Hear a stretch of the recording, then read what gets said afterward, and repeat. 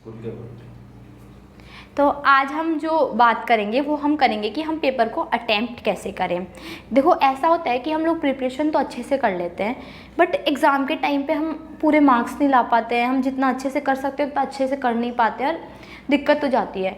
तो बेसिकली उस टाइम के लिए हम कैसे प्रिपेयर करें खुद को कि वो 3 घंटे हम अच्छे से काम करें, मैं उसके ऊपर काम कर रही हूँ, बता रही हूँ आप लोगों को। तो देखो दो फैक्टर होते हैं किसी भी पेपर को अटेम्प्ट करते वक्त। एक तो होता है कि हमारा ड्यूरिंग प्रिपरेशन और एक तो ड्यूरिंग एग्जाम। प्रिपरेशन के दौरान जो प्रॉब्लम्स फेस की जाती है उस पर मैं ज़्यादा कॉन्सेंट्रेट नहीं कर रही हूँ, मैं ड्यूरिंग एग्जाम की कर रही हूँ, क्योंकि अटेम्प्ट जो पेपर है उसका यहीं पे फ़र्क पड़ेगा। ठीक है, तो देखो एग्ज़ाम के टाइम पे हमें बहुत सारी टाइप की दिक्कतें हो जाती है। जैसे फर्स्ट तो होती है टाइम मैनेजमेंट की प्रॉब्लम, कि हम टाइम मैनेज नहीं कर पाते हैं, टाइम मैनेजमेंट। ठीक है, दूसरी दिक्कत हमें आ जाती है कि कई बार ऐसा होता है कि पेपर को देखने के बाद 1-2 क्वेश्चंस करने के बाद अचानक से हमारा सर ठंडा पड़ जाता है और हमें समझ नहीं आता कि पेपर में क्या करूँ, कुछ समझ नहीं आ रहा कुछ, और हम थोड़ी सी ऐसी सिचुएशन में पहुंच जाते हैं कि हम पेपर को कर ही नहीं पाते हैं। लाइक बहुत बार होता है कई बच्चों के साथ, मेरे साथ भी हो चुका है काफ़ी एग्जाम्स में, कि एकदम दिमाग ठंडा पड़ जाता है और पेपर जब पढ़ रहे होते हैं तो इवन समझ भी नहीं आता है कि हम पढ़ क्या रहे हैं, तो उससे हमारा बहुत टाइम चला जाता है। तो एक ये वाली प्रॉब्लम आती है जिसको मैं बोल सकती हूँ ब्लैंक माइंड स्टेट।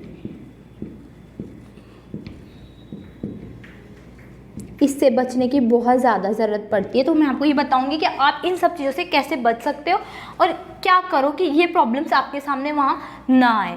तीसरी प्रॉब्लम है जो सबसे बड़ी मेजर इशू है, वो है हेल्थ इशू, हेल्थ से रिलेटेड प्रॉब्लम्स। कि पूरे साल भर, पूरे 6 महीने आपने प्रिपरेशन की और लास्ट टाइम पे आप बीमार हो गए। अब आपका फुल आप नहीं दे पाओगे एग्जाम में। अब क्या होगा कि आपको फिर बाद में दुख भी होगा कि यार मैंने इतनी मेहनत की पर लास्ट टाइम पे मैं बीमार हो गया और अपना काम नहीं कर पाया, मैं एग्जाम में पूरा नहीं दे पाया अपना। तो हेल्थ इशू से बचने की भी बहुत ज़्यादा ज़रूरत होती है। चौथी प्रॉब्लम है कन्फ्यूज़न। क्या होता है कि एग्ज़ाम में आप अच्छे से पढ़ रखे हो पर कई बार इस तरह की पेपर में बेसिक फॉर्मूलाज में भी आप कंफ्यूज होने लगते हो। लाइक ये 10⁻⁻7 था या +7 था, यहाँ क्या है, तो ऐसी वाली कन्फ्यूज़न हो जाती है। एक फॉर्मूला चलता है, अपने आपको याद ही होगा, वो शेल मॉडल वाला, जिसमें हम लोग स्टेट्स के बारे में लिखते हैं। वहाँ बहुत खतरनाक कन्फ्यूजन होती है कि यार पहले P आएगा या D आएगा। तो ये कन्फ्यूज़न भी हमारे दिमाग में नहीं आनी चाहिए उस टाइम पे।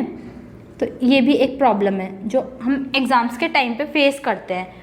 और भी प्रॉब्लम्स हैं जो मैं आपको भी बताती हूँ भी मुझे।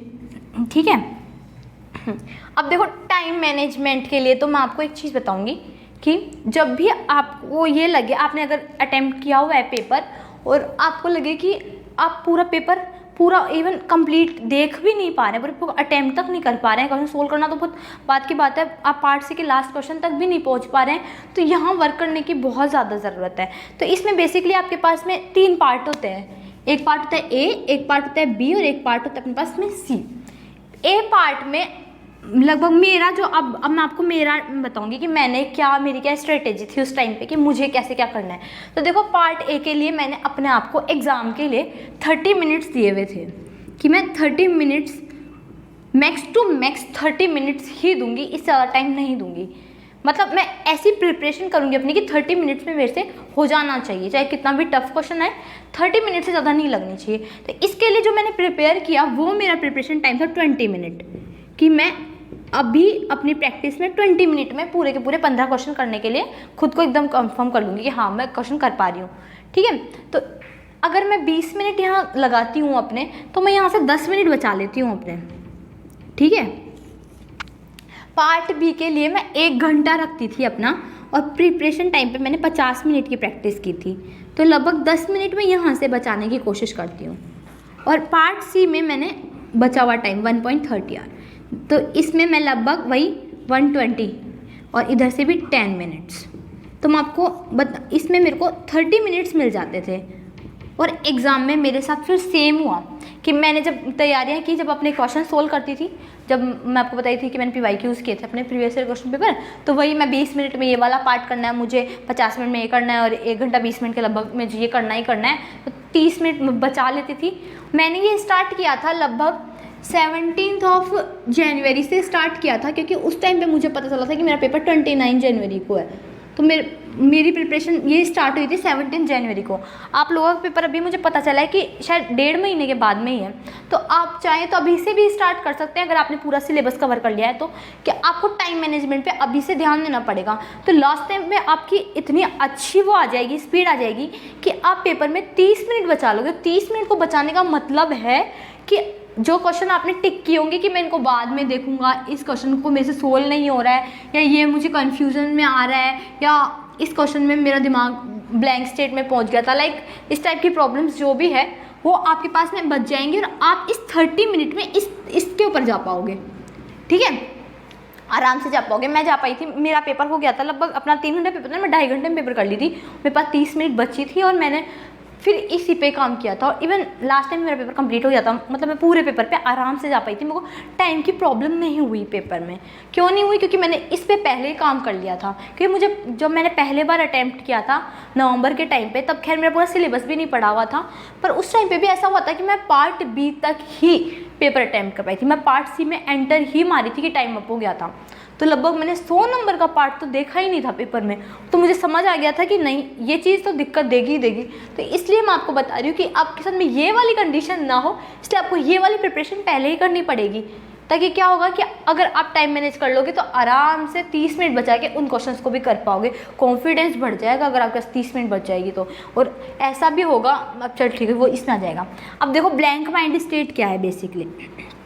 कई बार ऐसा होता है कि आपके साथ भी हुआ होगा, जैसे कई बार ना ये भी करता है CSR वाला, क्या करता है कि पार्ट बी को टफ कर देता है, कई बार पार्ट सी को टफ कर देता है। अब सपोज दैट किसी की स्ट्रेटेजी है कि मैं पहले पार्ट बी को करूँगा और वो पार्ट बी के पहले क्वेश्चन में अटक गया, ठीक है, थोड़ा खुद को कंसोल कर लिया, कोई बात नहीं, पार्ट सेकंड क्वेश्चन पे गया, वहाँ पे अटक गया, थर्ड पे मतलब पहले उसको टफ क्वेश्चंस मिल गए जो उसके अकॉर्डिंग टफ है। तो वो क्या होगा, अगर वैसा होगा ना तो उसको प्रॉब्लम हो जाएगी टाइम मैनेजमेंट में और कॉन्फिडेंस डाउन हो जाएगा। और उससे क्या होगा, उसका दिमाग उस टाइम पे मे बी सबका नहीं पड़ता, पर मेरा उस टाइम पे दिमाग ठंडा पड़ जाता है कि अब मैं क्या करूं, अब तो मुझे क्वेश्चन आ ही नहीं रहे। इससे बचने के लिए जो सोल्यूशन मैंने फिर निकाला वो ये था कि अगर मैंने सपोज दैट पार्ट ए कर रही हूँ, सपोज दैट मैं, ठीक है, क्योंकि पार्ट ए से बहुत उम्मीदें होती हैं बच्चों को, 30 नंबर का होता है, आराम से 25 नंबर अपन ले लेते हैं यहाँ से। तो अगर मेरे को ऐसी दिक्कत आ रही है कि यार मेरे तो यहाँ क्वेश्चन ही नहीं हो रहे, मैं तो यहाँ 25 नंबर लगा के आई थी, अब ये तो क्वेश्चन ही नहीं हो रहे मुझसे, अब वही ये स्टेट तो आएगी। तो अगर ऐसी स्टेट मेरे साथ आती है एग्ज़ाम में, तो मैंने ये बनाया था कि मैं अपना पार्ट शिफ्ट कर दूँगी, ए से पार्ट बी में चली जाऊँगी।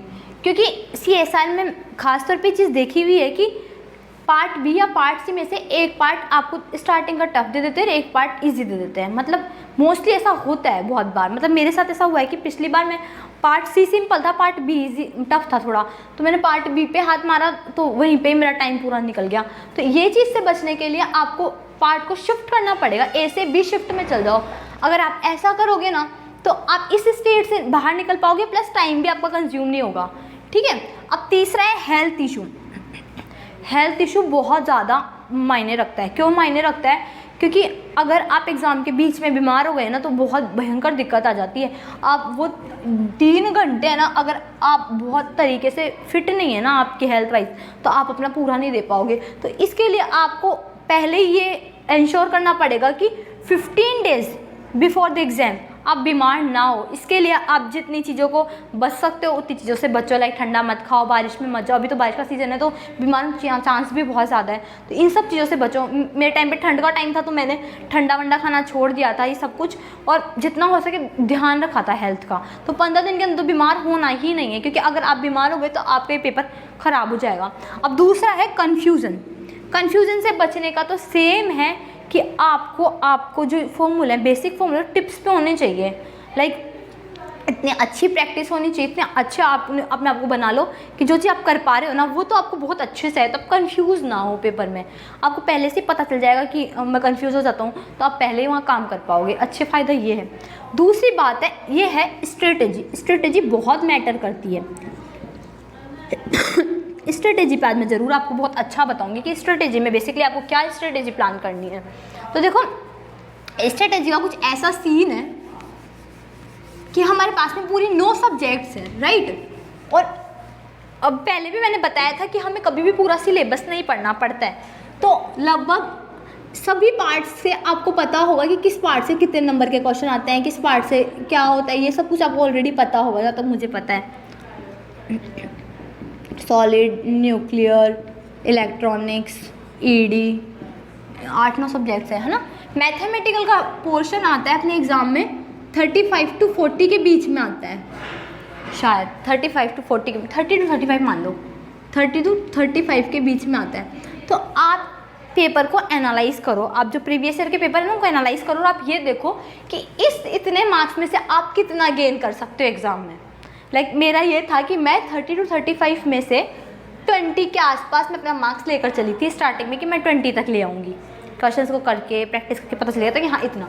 ऐसे आप सब सब्जेक्ट्स का लगा लो कि आप कितने मार्क्स ला सकते हो, ठीक है। उसके बाद में आपका अपना एक बन जाएगा कि मैं इतने मार्क्स की तैयारी कर चुका हूँ।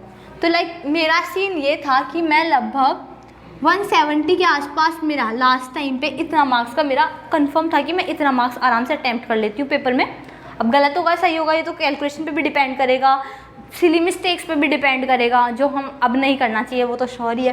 तो ये सब चीज़ें ठीक है, 170 तक का मार्क्स का पेपर मुझे आता है एग्जाम में, मैं अटैम्प्ट कर सकती हूँ। तो ऐसा आपको भी पता होना चाहिए कि आप किस पार्ट से कितने कितने नंबर के क्वेश्चन कर पा रहे हो। जैसे न्यूक्लियर का 15 नंबर का आता है, सॉलिड का भी 15 नंबर का आता है लगभग, क्वांटम मैकेनिक्स का अच्छा पार्ट आता है, क्वांटम मैकेनिक्स लगभग 40 के लगभग का आता है। तो आप इसमें से आराम से 30 मार्क्स तो ला ही सकते हो। तो और यहाँ सॉलिड और न्यूक्लियर में से एक एक क्वेश्चन भी कर देते हैं ना, लेकिन किसी की तो बहुत अच्छी होती है, जैसे मेरी तो ज़्यादा अच्छी नहीं है, मेरी सॉलिड अच्छी नहीं है, न्यूक्लियर अच्छी नहीं है। इधर से मैंने ऐसे लगाया था कि 15 में से अगर मैं 5 नंबर भी इधर से ले आती हूँ ना तो बहुत अच्छा है। तो लगभग मेरी तैयारी अच्छी थी, लेकिन मेरी 10 नंबर की तैयारी थी सॉलिड में। सॉलिड में तो अच्छी तैयारी थी मेरी, 12 नंबर के आसपास थी। एटॉमिक में कम थी मेरी, एटॉमिक आती है 15 नंबर की। तो एटॉमिक से मेरा ये था कि मैं 10 नंबर तक कर ले आऊँगी। न्यूक्लियर से मैं 5 नंबर का एक बड़ा क्वेश्चन पार्टिकल फिजिक्स का लगा के चलती थी कि हाँ मैं कर दूँगी। न्यूक्लियर में अगर मैं क्वेश्चन में अटक गई तो शेल मॉडल से आएगा तो मैं वहाँ से भी कर दूँगी। ये ऐसा कुछ प्लान था। तो अगर आपकी स्ट्रेटेजी बढ़िया है ना तो लगभग सपोज दैट आपने 170 मार्क्स का पेपर, सपोज 170 ज़्यादा हो गया, सपोज दैट आप 150 का ही मान लो, 170 मानो, क्योंकि फिर आपके पास में बैकअप नहीं बचेगा। अगर आपने 170 मार्क्स का पहले से लगा रखा है कि इतना मैं सिलेबस कर चुका हूँ और मैं अच्छे से कर सकता हूँ, तो अब आपको एक्स्ट्रा नहीं पढ़ना है। क्योंकि एक टीचर ने एक बार मुझे कहा था कि किसी भी एग्ज़ाम के लिए आप इनफ मटेरियल ही पढ़ो। ज़्यादा पढ़ने का मतलब है कि आप एग्ज़ाम के लिए नहीं पढ़ रहे हो, फिर आप टीचर बनने के लिए पढ़ रहे हो। तो बेसिकली आपको करना क्या है, आपको सिर्फ इनफ मटेरियल पढ़ना है। आप इनफ मटेरियल पढ़ोगे तो आपका सिर्फ जो होगा सिर्फ एग्ज़ाम के लिए ही होगा ओरिएंटेड, तो आप एग्ज़ाम आराम से निकाल पाओगे। तो आप बहुत ज़्यादा मटेरियल मत पढ़ो, जो एग्ज़ाम के लिए रिक्वायर्ड है बस वही पढ़ो। तो लगभग अगर आपका 170 का आपको लग रहा है कि मैं इतने मार्क्स का पढ़ चुका हूँ, मैं पेपर में अटैम्प्ट कर पाता हूँ, तो फिर आपको सिर्फ इतना ही पढ़ना है, अब एक्स्ट्रा चीज़ें नहीं पढ़नी है। इसके लिए इतनी अच्छी प्रैक्टिस करनी है कि फॉर्मूलाज में कोई कन्फ्यूज़न ना हो। सिली मिस्टेक्स के लिए आप जितनी प्रैक्टिस करोगे ना उतना अच्छा है। सिली मिस्टेक तो होनी ही नहीं चाहिए एग्ज़ाम में, किसी भी कीमत पे नहीं होनी चाहिए। तो अब ये सब चीज़ें ठीक है, अब मैं आपको ये बता रही थी, हाँ ये सारी दिक्कतें जो अपनों को आती है और ये मैंने आपको बता दिया कि उस टाइम पे आपको इसको कैसे रिजॉल्व करना है।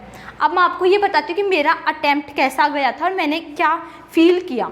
देखो ऐसा था कि मैं 2 बार एग्ज़ाम दे चुकी हूँ नेट का, ठीक है। एक बार मैं नवंबर वाले सेशन में दी थी और एक बार ये वाला जून वाला सेशन था उसका दिया था मैंने पेपर। तो मेरे साथ कुछ ऐसा हुआ था, उस टाइम पे खैर मेरा पूरा मटेरियल तैयार नहीं था, ये अलग बात है, लेकिन फिर भी अगर मैं दोनों को लगाऊँ तो मैंने ये पाया था कि मैं जब पिछले वाला था और ये मेरा जो मैंने बाद में किया उसका था, ठीक है। तो इसमें मैं पार्ट ए का अच्छा कर पाई थी, मैं लगभग मेरे 20+ मार्क्स थे, मुझे याद नहीं कितने मार्क्स थे। पार्ट बी में भी मैं अच्छा कर पाई थी, पर पार्ट बी में बहुत टाइम ले लिया था। तो अब की बार मुझे समझ आ गया था कि पार्ट सी में एंटर करने में मुझे दिक्कत हो रही है। तो मेरी स्ट्रेटेजी पहले ये बन गई थी कि मुझे इस बार पार्ट सी को अच्छे से करना है, क्योंकि पार्ट सी में वही मैंने पहले बताया था आपको कि सेम मेहनत करनी पड़ती है, एक क्वेश्चन ही 5 नंबर का होता है। इस पार्ट के छूटने का मतलब बहुत ज़्यादा नुकसान है, ठीक है। 20 क्वेश्चन आते हैं और 100 नंबर का मटीरियल है, हम नहीं छोड़ सकते इसको। तो इसलिए मेरा स्ट्रेटेजी ये था कि पहले मैं पार्ट ए करूँगी। पार्ट ए में मैं इसलिए करना चाहती थी क्योंकि ये मेरे को हमेशा कॉन्फिडेंस दे देता है। जब भी मेरा पार्ट ए हो जाता है तो मुझे लगता है ये तो मेरे नंबर तैयार हो गए, अब मुझे दिक्कत नहीं आएगी। लेकिन एग्ज़ाम में मेरे साथ उल्टा हो गया। एग्ज़ाम में क्या हुआ कि मेरे को क्वेश्चन में दिक्कत होने लग गई पार्ट ए में। और मैंने पहले बताया पार्ट ए से तो मार्क्स लेकर चलते हैं कि हमें 25 प्लस मार्क्स लाने हैं। अब वही मैं ब्लैंक माइंड स्टेट में पहुंच गई इस टाइम पे कि यार अब मैं क्या करूं, इधर से तो मैंने नंबर लगाए थे, मेरे नंबर नहीं आ रहे। फिर मैंने बोला ना पार्ट शिफ्ट कर दो। मैंने क्या किया कि मुझे पहले ही पता था पार्ट भी टाइम कंज्यूमिंग है, मेरे से टाइम ले जाएगा ना तो मार्क्स भी नहीं देगा, तो मैं फिर पार्ट सी, ये मेरा पहले ही था कि मैं पार्ट ए के बाद में पार्ट सी करूँगी। अगर मैं यहाँ इस स्टेट में है ना, मैं सीधे इसमें एंटर मारी पार्ट सी में।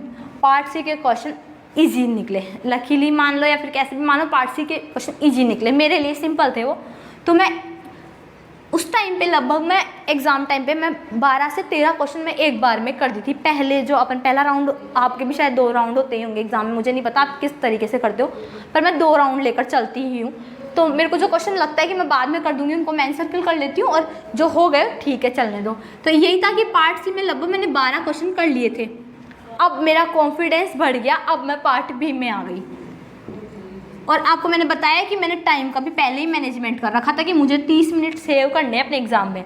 तो वही यहाँ मैंने लगभग 20 मिनट भी नहीं दी थी, या तो मैंने पहले ही शिफ्ट कर लिया था। खुद को शिफ्ट करने का रीज़न यही था मेरा, क्योंकि मैं ब्लैंक माइंड स्टेट में थी, मुझे पता था कि अभी अगर मैं इस पार्ट को करूँगी तो मैं आगे का पेपर नुकसान कर देगा।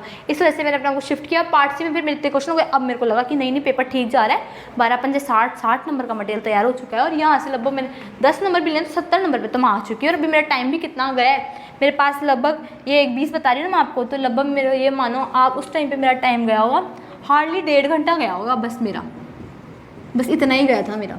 अब मेरे पास में आधे टाइम में मैंने 70 नंबर ले लिए हैं, तो आधे टाइम में ओब्वियसली मैं 30 नंबर तो ले ही सकती हूँ, कि हमारा पहला टारगेट तो है कि 100 नंबर तक तो हमें आना ही आना है, वो तो हमारा बॉर्डर है, उसको क्रॉस करना तो इम्पोर्टेंट है, ठीक है। तो इसलिए मैंने पहले अपने स्टार्टिंग के टाइम को ही अच्छे से यूज़ कर लिया ताकि बाद का प्रेशर कम हो जाए और मैं अच्छा कर पाऊँ, ठीक है। अब मैंने पार्ट बी में शिफ्ट किया। पार्ट बी के क्वेश्चन वही स्टार्टिंग में मुझे थोड़े टफ मिले, पर लगातार जाते थे लगभग मैं इससे 5 से 7 क्वेश्चन कर लिए थे, मैंने लगभग 7 क्वेश्चन कर लिए थे, ठीक है। अब मेरे पास में जितना भी टाइम बचा ना, मैं फिर से पार्ट ए में गई थी पहले मैं देखने। अब पार्ट ए से मैंने पूरे 15 क्वेश्चन अटैम्प्ट कर लिए थे, ठीक है। फिर मैं पार्ट सी में गई, पार्ट सी के मैंने 4-5 क्वेश्चन और कर दिए, तो लगभग मैंने 16-17 क्वेश्चन कर लिए, ठीक है। वो मैंने प्रैक्टिस पार्ट सी की थी, मैंने आपको बताया था कि मेरा पार्ट सी पे इस बार गोल ज़्यादा था कि मुझे इधर तो करना ही है, पार्ट सी को नहीं छोड़ना क्योंकि बहुत इंपॉर्टेंट है। फिर इसके बाद में मैं पार्ट बी पे गई। अब पार्ट बी, अब बचा हुआ टाइम लगभग मेरे पास में बचा होगा उस टाइम पे 30 मिनट, तो ऑब्वियसली बची होगी मेरे पास में, तो मैं लगभग 5-6 क्वेश्चन और कर ली। 13 क्वेश्चन किए थे मैंने टोटल पार्ट बी के, हाँ, तो प्लस 6 क्वेश्चन और कर लिए, लगभग 13 क्वेश्चन। तो अब मेरे टोटल इतने क्वेश्चन हो चुके थे एग्जाम में। तो ये वाली स्ट्रेटेजी के लिए सबसे ज़्यादा इंपॉर्टेंट है कि टाइम मैनेजमेंट मुझे पहले से ही आए, मुझे पहले से ही पता हो कि मुझे किस पार्ट को कितना टाइम देना है, और वो एग्ज़ाम के टाइम पे। लेकिन आपको ये नहीं देखना कि कितना टाइम हो गया, वरना तो फिर मामला गड़बड़ हो जाएगा। ये आपको आपका ड्यूरिंग प्रिपरेशन में ध्यान देना है कि आप कितना टाइम लगा रहे हो पार्ट्स में। अगर आपने एग्ज़ाम में टाइम की तरफ देखा ना, तो फिर आपको दिक्कत हो जाएगी, यार टाइम जा रहा है, यार कंप्लीट नहीं हो रहा, वो वाली सिचुएशन आ जाएगी। तो आपको उससे भी बचना है। तो आपको ड्यूरिंग प्रिपरेशन इस टाइम मैनेजमेंट का ध्यान रखना है और इसको अप्लाई करना है ड्यूरिंग एग्ज़ाम में, ठीक है। तो ये सारे इश्यूज़ थे जिन पे मैं बात कर रही हूँ। और भी अगर आपको लगे कि और प्रॉब्लम्स आपको फेस कर रहे हो आप और आपसे नहीं हो पा रहा है, तो आप मुझे कमेंट सेक्शन में बता देना ताकि मैं उसके लिए भी आपको बता सकूँ, ठीक है। इसके अलावा देखो, मेनली तो यही था जो मेरे को प्रॉब्लम फील हुई थी। बाकी आप अपना बता देना मुझे, और इस वीडियो को अगर आपको ठीक लगी हो तो इसको शेयर कर दो नेट वाले बच्चों के साथ में, ताकि वो अपनी स्ट्रेटेजी प्लान कर सके और आराम से अपना काम कर सके, ठीक है। Thank you. तो देखो, मैं आपको है ना थोड़ा सा एक स्ट्रक्चर बताऊंगी जो उस टाइम पे मैंने बनाया था। आपके पास में भी होना चाहिए खुद का एक स्ट्रक्चर कि आप कैसे क्या तैयार करोगे। तो देखो, ऐसा है कि अगर आप साइट्स अगर चेक करते हो ऑनलाइन साइट्स पे, तो उसमें दे रखा है प्रीवियस ईयर पेपर के एनालिसिस दे रखे हैं। उसमें ये बता रखा है कि लगभग किस सब्जेक्ट से कितने नंबर के क्वेश्चन आते हैं। तो लगभग मैंने वही एनालिसिस वहाँ से लिया था उस टाइम पे। तो देखो, ये ना आप देख सकते हो, ये मेरे उसी टाइम का पेपर है जब मैं ये प्रिपरेशन करती थी। तो इसमें मैंने यहाँ लिख रखा है कि कितने नंबर के क्वेश्चन आते हैं और मैं कितने नंबर का अटैम्प्ट कर पाती हूँ, ठीक है। तो आपको मैं एक बार बताती हूँ कि मैंने कैसे क्या किया था। एटॉमिक, मैं चाहती नहीं हूँ टाइम ज़्यादा कंज्यूम करे चीज़ें, ठीक है। CM, इलेक्ट्रॉनिक्स और एक मैथमेटिकल अपनी क्वांटम, इसके अलावा NPP, सॉलिड थर्मो, सॉलिड और एक थर्मो। ठीक है, आप लोग उतार लेना आपकी कॉपी में अगर उतारना चाहो तो। ठीक है, एक बार चेक और कर लेना क्योंकि उस टाइम का है, अभी पता नहीं कुछ चेंजेस आए हो तो। ED लगभग 27.5 नंबर की दे रखी है। ठीक है, एटॉमिक 15 नंबर की आती है। एटॉमिक तो मेरे को जहाँ तक पता है एटॉमिक का 15 नंबर ही आता है, नहीं 18.5 नंबर का है, सॉरी। एटॉमिक 18.5 की है। क्लासिकल मैकेनिक्स है 44 नंबर की। इलेक्ट्रॉनिक्स है अपनी 20.5 नंबर के आसपास की। ये किसी एक पेपर का एनालिसिस ले रखा है मैंने। ठीक है, मैथमेटिकल आ रही थी लगभग 29 नंबर की। क्वांटम मैकेनिक्स आ रही थी अपनी 34 नंबर की। NPP आ रही थी 15 नंबर की और सॉलिड आ रही थी 15 नंबर की और थर्मो आ रही थी 25.5 नंबर की। तो उस टाइम पे मैंने यही देखा कि सबसे ज़्यादा वेटेज किस सब्जेक्ट का है। तो देखो क्वांटम मैकेनिक्स का एक तो और एक अपने क्लासिकल मैकेनिक्स का, इन दोनों का वेटेज बहुत अच्छा है। और सबसे अच्छी बात यह है कि इनके क्वेश्चन पेपर में आराम से कर पाती थी। क्लासिकल मैकेनिक्स अगर 44 नंबर का एग्ज़ाम में आता है ना, तो कुछ एक क्वेश्चन को छोड़ के अगर लैग्रांजियन वाले पार्ट से है, मतलब कि जो MSc वाले पार्ट से ना क्लासिकल मैकेनिकल क्वेश्चन, तो मैं नहीं छोड़ती थी चाहे, और फिर मैं पहले वाले भी नहीं छोड़ती थी। तो लगभग मैं 44 से मेरा ये रहता था कि मैं लगभग कितने नंबर का अटैम्प्ट का, मतलब मैं पेपर में आता था मुझे, मतलब कि मुझे पता है इतने का सिलेबस मैं जानती हूँ, मैं क्वेश्चन कर सकती हूँ। तो लगभग आप मान लो कम से कम 35 नंबर का तो मान ही लो। ठीक है, इलेक्ट्रॉनिक्स का ये है कि डिजिटल को छोड़ के मेरी इलेक्ट्रॉनिक्स अच्छी थी, फिर मैंने इसीलिए डिजिटल पे काम किया तो मेरी डिजिटल भी अच्छी हो गई। एक आधा टॉपिक को छोड़ के मेरी इलेक्ट्रॉनिक्स अच्छी तैयार थी। तो 20.5 से लगभग मैं अपने 18 क्वेश्चन की प्रॉब्लम होती है, इसमें कैलकुलेशन ज़्यादा जाती है। ठीक है, तो लगभग मुझे भी याद नहीं है वैसे तो, पर आप मान लो कि लगभग अगर मैं 10 नंबर का भी कर पाती हूँ, मैथमेटिकल मेरी अच्छी थी, 29 नंबर का था, तो आप मान लो लगभग मैं 25 नंबर का, 25 नंबर ज़्यादा हो जाएंगे क्या, नहीं 25 नंबर मान लो। ठीक है, क्वांटम मैकेनिक्स तो 34 की है, तो ठीक है 27 नंबर मान लो। ठीक है, और NPP मेरी अच्छी नहीं थी। NPP 15 नंबर की थी, तो लगभग मैं 10 नंबर ही लेके, 5 नंबर ही लेके चलो NPP के। ठीक है, सॉलिड में मेरा ये सीन था कि मैं सॉलिड मेरी अच्छी थी, पर मेरे को बहुत सारा मटेरियल है ना उसमें याद करने का, तो मैं कंफ्यूज आती हूँ। लेकिन पेपर वाले दिन मैं सॉलिड में कंफ्यूज नहीं हुई थी, कि मैंने बहुत बार रीड कर लिया था चीज़ों को, बहुत बार अच्छे से पढ़ लिया था, तो वो कंफ्यूज नहीं हुई थी। तो सॉलिड ने मेरे को अच्छे मार्क्स दिए। शायद हमारे वाले टाइम पे सॉलिड के क्वेश्चन भी आए हैं एग्जाम में अच्छे। तो सॉलिड अगर 15 नंबर की है ना, तो लगभग मैं ये टारगेट लेके चलती थी कि मैं 10 नंबर तो ले ही आऊँ सॉलिड में। थर्मो में भी सेम मैं 25.5 नंबर की थर्मो है। थर्मो तो भाई बहुत ही अच्छी है, थर्मो एंड स्टेट्स, इसको स्टेट्स भी बोलते हैं, एंड स्टेट्स है ना, तो ये भी 25.5 का है। तो अगर मैं 15 नंबर का भी लेती हूँ तो बहुत अच्छा है। ठीक है, एटॉमिक 15 नंबर की, एटॉमिक से मैं 5 नंबर से ज़्यादा एक्सपेक्ट नहीं करती थी खुद से। एटॉमिक 2 बार लिख दी मैंने, कोई बात नहीं, यहाँ लिख लो। 18.5 की है ना, तो लगभग 5-7 नंबर ही मानो, पता नहीं आया ना। एटॉमिक में मेरे साथ सीन खराब हो जाता था। ED में ऐसा था कि ED के क्वेश्चंस मैं कर लेती थी, लेकिन सारे नहीं कर पाती थी। तो लगभग 27.5 में से लगभग 15 नंबर मान लो आप, अभी कुछ नंबर टोटल होगा। ये मेरा अभी का एस्टिमेशन है जो मैं उस बेसिस पे लगा रही हूँ, लेकिन उस टाइम पे जब मैंने ऐड किया था ना अपना, तो लगभग मेरा 170 के आसपास में आया था टारगेट। ये तो पूरा 275 जितने भी नंबर का पेपर होता है उतने से आ रहा है लगभग। एक्सपेरिमेंटल का भी क्वेश्चन आता है तो वो मैं कर देती थी 5 नंबर का। ठीक है, तो ऐसे कुल मिला के मुझे अभी याद नहीं एग्जैक्टली, पर मुझे इतना पता है कि मैं 170 तक का ऐड कर लिया था उस दिन मैंने। तो लगभग इसका मतलब 170 का मार्क्स का पेपर मैं पेपर में कर सकती थी। मुझे पता था कि इतने नंबर का सिलेबस तैयार है। अब इसी बेसिस पे फिर मैंने लास्ट टाइम पे एक टेस्ट पेपर अपने लिए रख लिया था कि ये टेस्ट पेपर मैं बाद में करूँगी, एग्ज़ाम से पहले करूँगी, ताकि मुझे पता रहे कि मेरी कितनी की तैयारी हो गई। तब मेरे लगभग 150 के आसपास मार्क्स आए थे उस पेपर में मेरे।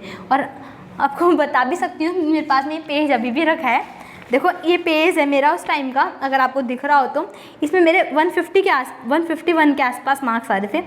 और सबसे अच्छा जो मैंने काम किया था ना, वो किया था तो मेरे क्वेश्चन नेगेटिव ना हो। इस टाइम पे मेरे नेगेटिव 1, 3 और 4, 5, 6-7 क्वेश्चन नेगेटिव हुए थे बस पूरे पेपर में से।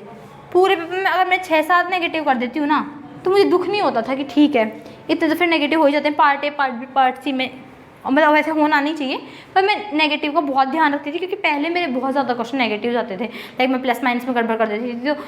तो मैं आपको बेसिकली बताना क्या चाह रही हूँ, मैं अपना नहीं बताना चाह रही हूँ, बेसिकली मैं आप लोगों को ये बताना चाह रही हूँ कि आप लोगों को भी कुछ ऐसा ही स्ट्रेटेजी प्लान करना है। आप लोगों को भी देखना है कि आप लोगों के पिछले ईयर के क्वेश्चंस के तुलना में आप कितने मार्क्स ले पा रहे हो। लाइक आपको पता होना चाहिए कि आप कितने का मटेरियल का पढ़ चुके हो और आप कितने पे अटैम्प्ट मार पा रहे हो। ये एग्ज़ाम के क्वेश्चन के बेसिस पे होना चाहिए ना कि आप सिलेबस के बेसिस पे जज करो खुद को कि हाँ मैं इतना मटेरियल पढ़ चुका हूँ। नहीं, आपको ये आपके पहले के क्वेश्चन जो आ रखे हैं उनके बेसिस पे आपको देखना पड़ेगा कि आप कितने नंबर का अटैम्प्ट कर पा रहे हो। देखो ये एक और बात है जो मैं आपको बोलूँगी कि आपका जो सबसे अच्छा जो आपको गाइड करते हैं ना किसी भी पेपर के लिए, तो वो आपको प्रीवियस ईयर के क्वेश्चन पेपर ही करते हैं। वो और एक इनफ मटेरियल, ये दोनों चीज़ें सफिशिएंट है किसी भी एग्ज़ाम को क्रैक करने के लिए। तो ये सब एनालिसिस जब आप कर लोगे ना तो आपके दिमाग में स्ट्रेटेजी आ जाएगी। आपको पता होगा कि आपको किस सब्जेक्ट पे वर्क करना है, किस सब्जेक्ट पे वर्क नहीं करना, किस सब्जेक्ट में आप अच्छे हो, किस सब्जेक्ट में अच्छे नहीं हो, और कितने नंबर का मटेरियल तैयार है तो आपको क्या क्या वापस याद करना है। क्योंकि ये भी आपको पता होता है कि आपको कौन सी याद नहीं है, याद है। तो ये सब चीज़ अगर आप पहले ही कर चुके हो ना तो जब आप एग्ज़ाम दोगे ना तो आप बहुत अच्छे से तैयार होगे इस पेपर के लिए। लाइक बोलते हैं ना सारे हथियार आपके साथ में होंगे फिर तो पेपर के लिए तो आप बहुत अच्छे से कर पाओगे। इस चीज़ पे भी ध्यान देना। और एक चीज़ और, मेरे को बहुत बच्चे ने बोला कि इस बार पार्ट सी टफ था, पार्ट सी इजी नहीं था, तो इतने मार्क्स कैसे आए। मतलब पार्ट सी तो हमेशा की तरह नहीं था, कुछ अलग था। तो देखो जब आप पेपर देने बैठते हो ना तो आपको नहीं पता होता है उस टाइम पे कि क्वेश्चन अलग है, टफ है, इजी है, कि इतना तो आप सोचते ही नहीं हो। क्वेश्चन पूरा पढ़ते हो और मेरी जो अप्रोच रहती है ना वो हमेशा बेसिक से स्टार्ट करने की होती है किसी भी क्वेश्चन को, कि उसने क्या क्या मुझे दे रखा है, मैं कैसे उसको अप्लाई करूँ। एकदम बेसिक से अप्लाई करना स्टार्ट करती हूँ, फिर जाके मैं कॉम्प्लेक्स चीज़ों में जाती हूँ कि हाँ ये भी पढ़ा है, ये भी पढ़, वो सब बाद में, पहले बेसिक से स्टार्ट करती हूँ। और आप लोगों को भी यही अप्रोच करनी चाहिए कि अगर आप कोई क्वेश्चन स्टार्ट करो तो पहले बेसिक से स्टार्ट करो, एकदम फंडामेंटल चीज़ों से स्टार्ट करो ताकि आप क्वेश्चन को कर पाओ। और ठीक है, मैं आपको यही बताना चाहती थी। ठीक है, थैंक यू भैया, ले एडिट कर दे।